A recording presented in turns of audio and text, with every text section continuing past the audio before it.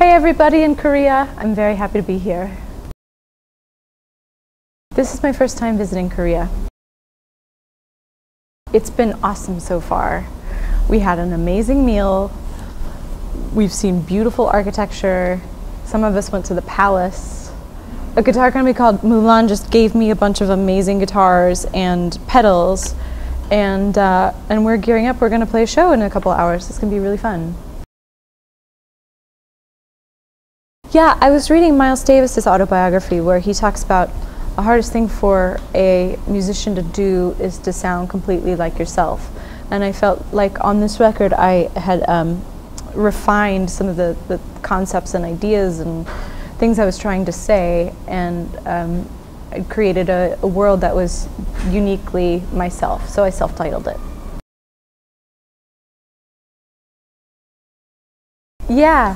The first song on the record, Rattlesnake, is a song I wrote that's exactly true, which is sort of rare for song, but I was in far west Texas and I was visiting my friend's cattle ranch, and she said, when you get out to the ranch, go take a walk by yourself and take your clothes off and be one with nature. So I start walking and felt so inspired, so I took my clothes off, and then I heard a sound and I thought, oh, maybe that's the wind, you know, rolling through the brush, and then I realized there wasn't any wind, and I turned my head and I saw a rattlesnake about 5 or 6 feet from me, and I took off running for my life, naked in the wilderness, and I made it the first song on the record because it sounds like a creation myth. It's like inverted Genesis.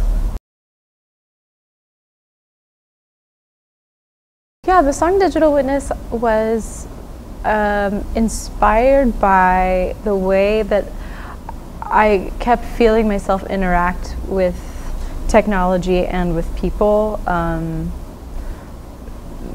was sort of easily distractible and more concerned with documenting a moment than actually experiencing it in real time.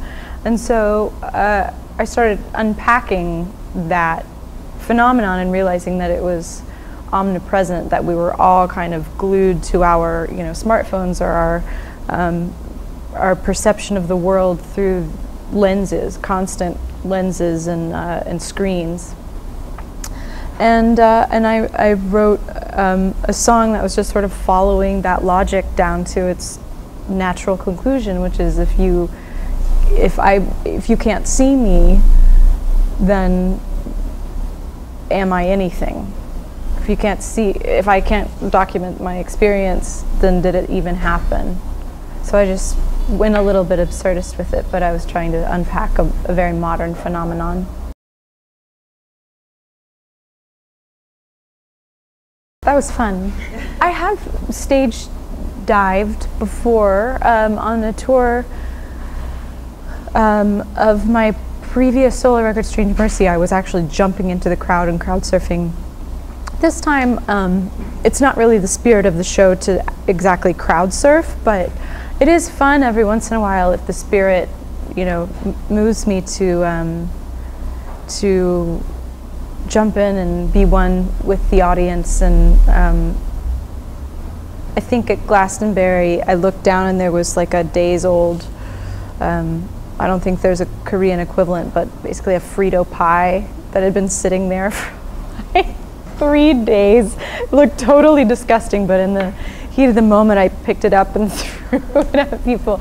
It's just fun to like channel your inner toddler.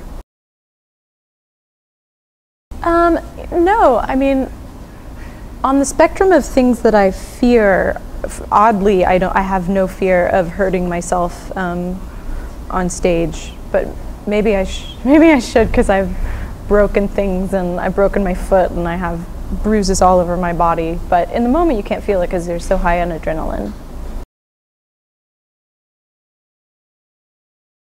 Expecting me to stage dive? We'll see.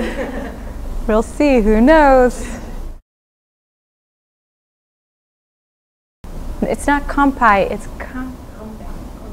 kombe.